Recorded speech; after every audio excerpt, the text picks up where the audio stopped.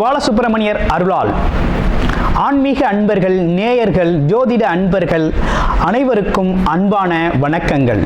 நான் உங்கள் வாழ்க வளமுடன் ஜோதிடர் ஸ்ரீ குரு சுந்தரவடிவேல்.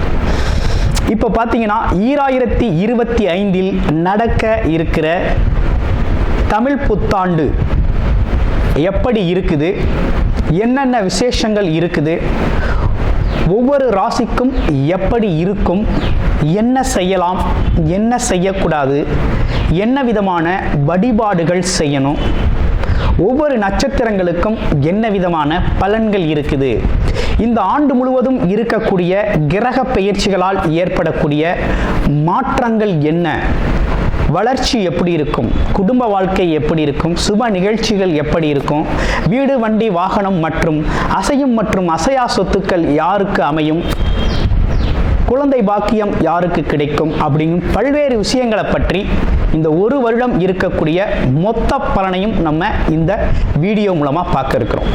இப்போ இந்த விசுவாவசு வருடம் தமிழ் புத்தாண்டுகளில் 60 வருடங்களில் 39வது வருடம் தான் இந்த வருடம்.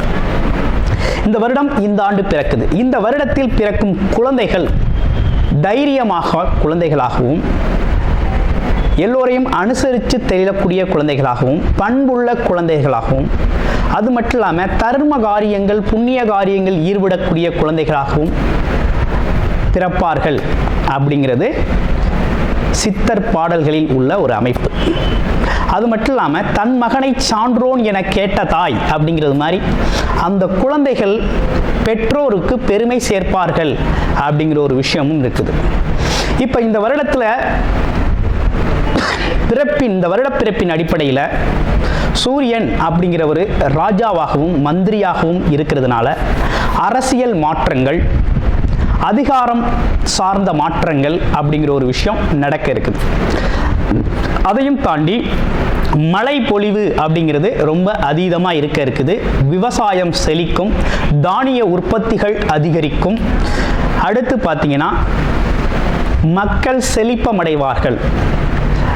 வருமானத்தை விட செலவு கம்மியாக இருக்கும், சேமிப்பு அதிகரிக்கும், தங்கம், வெள்ளி, ஆபரணங்கள் வாங்கக்கூடிய தன்மை ஏற்படுது. அது இல்லாமல் பார்த்தீங்கன்னா இந்த காலகட்டத்தில் பசுக்கள் உற்பத்தி அப்படிங்கிற ஒரு விஷயம் ரொம்ப நல்லா இருக்குது. அடுத்து பார்த்தீங்கன்னா மக்கள் மீது வரி அப்படிங்கிற ஒரு விஷயம் அதிகரிக்கக்கூடிய சூழ்நிலை அப்படிங்கிறதும் இருக்குது. ஆக மொத்தத்தில் இந்த விசுவாவசு வருடம் அப்படிங்கிறது மற்ற வருடங்களை விட இந்த வருடத்தில் மக்களின் வளர்ச்சி அப்படிங்கிறது நல்லா இருக்கு. திரைப்படத்துறை ரொம்ப நல்லா இருக்கு. பெண்களுக்கான வளர்ச்சி, பெண்களுக்கான திட்டங்கள் அப்படிங்கிற ஒரு விஷயத்தை அரசாங்கங்கள் அதற்கான முக்கியத்துவம் கொடுக்க இருக்கிறாங்க. அந்த வகையில் அவங்களோட தனி முன்னேற்றம் அப்படிங்கிறது இந்த காலகட்டத்தில், இந்த வருடத்தில் ரொம்ப அதிகமாக இருக்கக்கூடிய அமைப்பு இருக்கு. குறிப்பாக எல்லார் குடும்பங்களிலும் சுப நிகழ்ச்சிகள் நடக்கக்கூடிய ஒரு தன்மை, திருமண பாக்கியங்கள் கைகூடக்கூடிய ஒரு அமைப்பு, குழந்தை பாக்கியங்கள் கிடைக்கக்கூடிய அமைப்பு, கோவில் வழிபாடுகள், தர்ம காரியங்கள், புண்ணிய காரியங்களில் மக்கள் ஈடுபடக்கூடிய ஒரு தன்மை அப்படிங்கிறதெல்லாம் ரொம்ப மிக சிறப்பாக இருக்கக்கூடிய இந்த விசுவாவசு வருடத்தில் உங்கள் ராசிக்கு எப்படி இருக்கும் அப்படிங்கிறத இப்ப பார்ப்போம். சகோதரக்காரனாகிய செவ்வாய் பகவானை ஆட்சி அதிபதியாக கொண்ட விருச்சிக ராசி அன்பர்களுக்கு இந்த வருடம் குருவானவர் ராசிக்கு 7ஆம் இடத்தில் இருந்து அருள்பளித்துக் கொண்டிருந்தவர் களத்திர குருவாக இருந்தார். இப்ப அஷ்டம குருவாக பெயர்ச்சி அடைகிறார் மே மாதம் 14ஆம் தேதி. அதனை தொடர்ந்து பார்த்தீங்கன்னா ராகு பகவான், கேது பகவான் உங்களுடைய ராசிக்கு 5ஆம் இடத்தில் இருந்து வந்த ராகு, 11ஆம் இடத்தில் இருந்து வந்த கேது பகவான், கேது 10ஆம் இடத்திற்கும், ராகு 4ஆம் இடத்திற்கும் பெயர்ச்சி அடைகிறார்கள் வருகின்ற மே 18ஆம் தேதி. இதனைத் தொடர்ந்து இவ்வருடம் முழுவதுமே சனி பகவான் அப்படிங்கிறவர் 5ஆம் இடத்தில் சஞ்சாரம் செய்து அருள்பளிக்க இருக்கிறார்.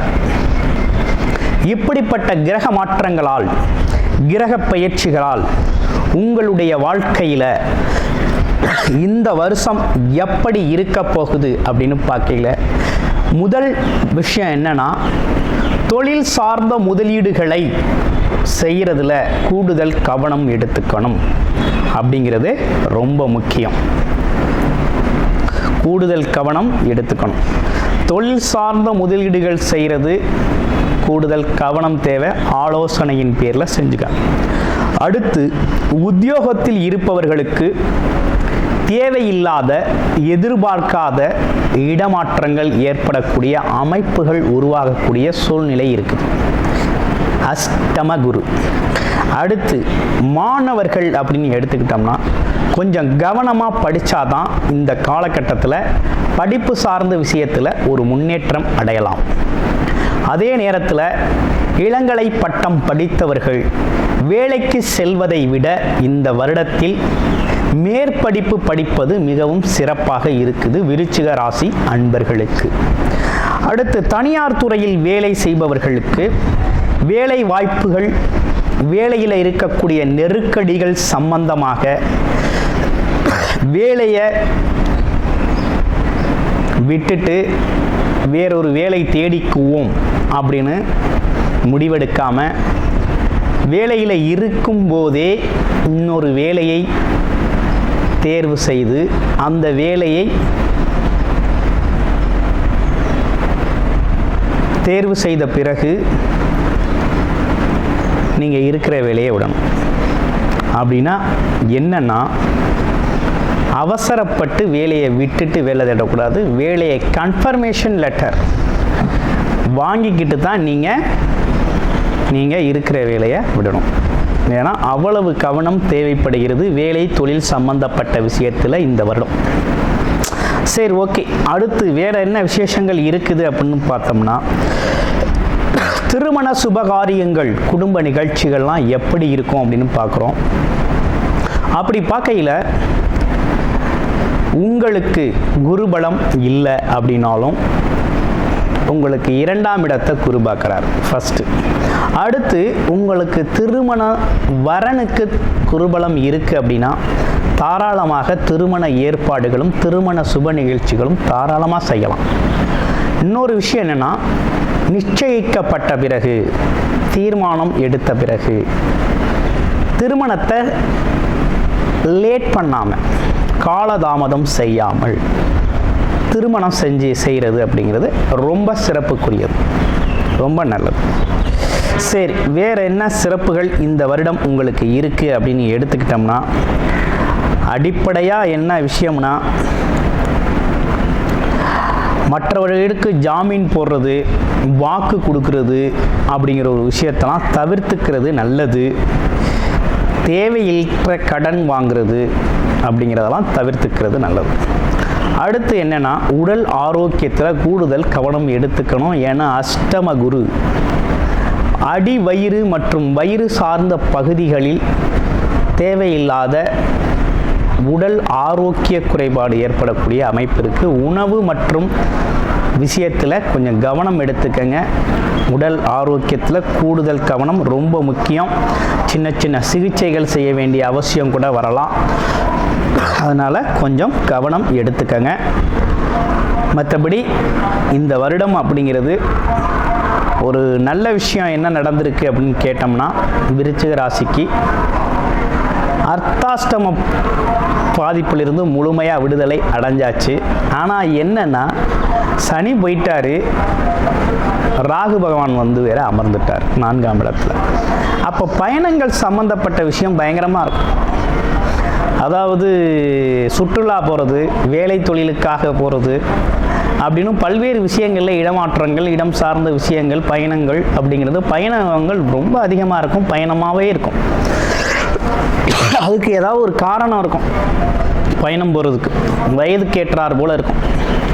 ரொம்ப அதிகப்படியான வயதாக இருந்தால் ஆன்மீக சுற்றுலா பயணங்கள் இருக்கும்.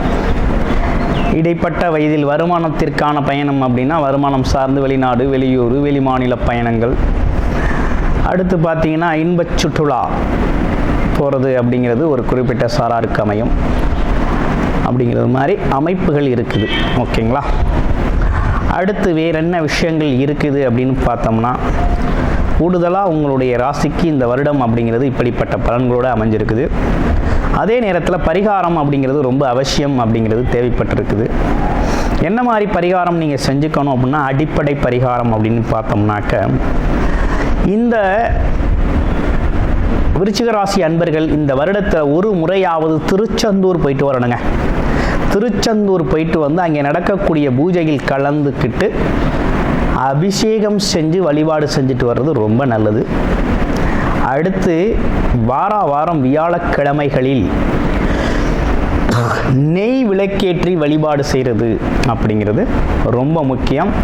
வாழ்க்கை வளம் பெறும், பொருளாதாரம், செல்வம் மற்றும் பல்வேறு விஷயங்களுக்கு நன்மை அளிக்கும். உங்கள் அனைவருக்கும் இனிய தமிழ் புத்தாண்டு நல்வாழ்த்துக்கள்.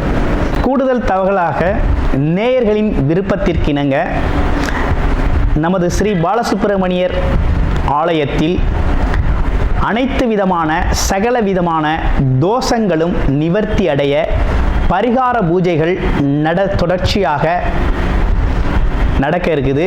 அது மட்டும் இல்லாமல் திருமண தடை, குழந்தையின்மை, தொழில் முன்னேற்றம், வேலை வாய்ப்பு கிடைத்தல், ராகுகேது தோஷங்கள் நிவர்த்தி அடைய, குலதெய்வ அருள் கிடைக்க, கடன் பிரச்சனை தீர, வாழ்வில் பணம், பொருள், செல்வாக்கு அதிகரிக்க, இப்படிப்பட்ட விஷயங்களுக்காக பல்வேறு விதமான சகல பிரச்சனைகளுக்கும் தீர்வு கிடைக்கும் வகையில் பரிகார பூஜைகள் நமது ஸ்ரீ பாலசுப்பிரமணியர் ஆலயத்தில் நேயர்களின் விருப்பத்தின் பேரில் தொடர்ச்சியாக நடக்கிறதுக்கு.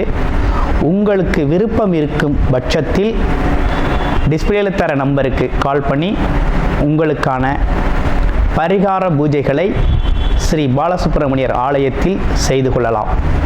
நன்றி, வணக்கம்.